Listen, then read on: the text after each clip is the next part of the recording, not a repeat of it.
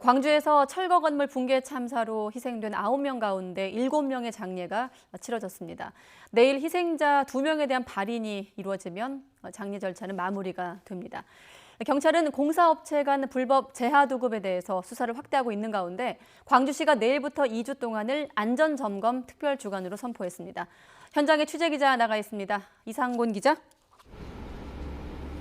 네, 광주 동구청에 마련된 합동 분향소에 나와 있습니다. 네, 이제 장례 일정은 내일 마무리가 될 예정이고 합동 분향소에도 추모 행렬이 이어지고 있죠? 네 곳 분향소에는 추모객들의 발길이 꾸준히 이어지고 있습니다. 지금까지 2,700명 넘는 시민들이 이곳 분향소를 찾아 희생자들의 넋을 위로했습니다.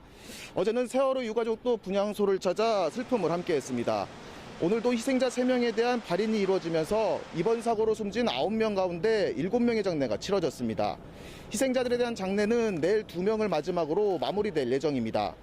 이런 가운데 광주시는 관계기관 합동회의를 진행한 뒤 내일부터 2주 동안을 안전점검 특별주간으로 선포했습니다. 시는 구청과 산하기관, 민간 전문가들로 합동점검반을 구성해 건축물 해체 공사 현장과 수해 우려 지역 등 재난 취약시설 전반에 대한 현장 점검을 진행한다고 밝혔습니다.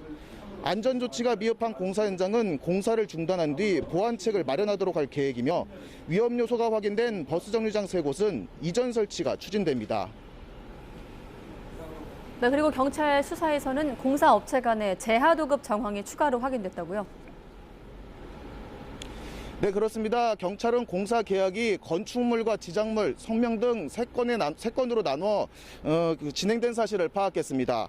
건축물 철거는 시공사인 현대산업개발이 한솔기업과 지작물과 성면 철거는 재개발조합이 다원 ENC와 각각 계약한 것으로 확인됐다고 밝혔는데요.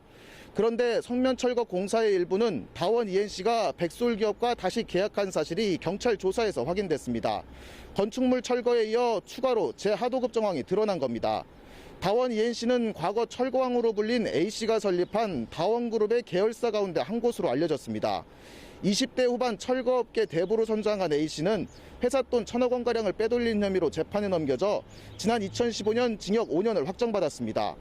경찰은 한솔기업과 다원그룹 계열사 간 이면 계약 정황도 포착하고 재하청 과정에서 이른바 가격 후려치기가 날림 공사로 이어졌는지 살펴보고 있습니다.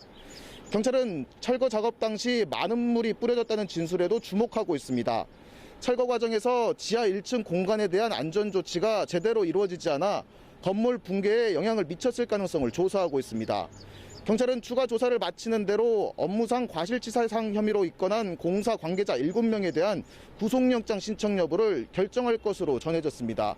지금까지 광주 동구청에 마련된 합동 분향소에서 YTN 이상곤입니다.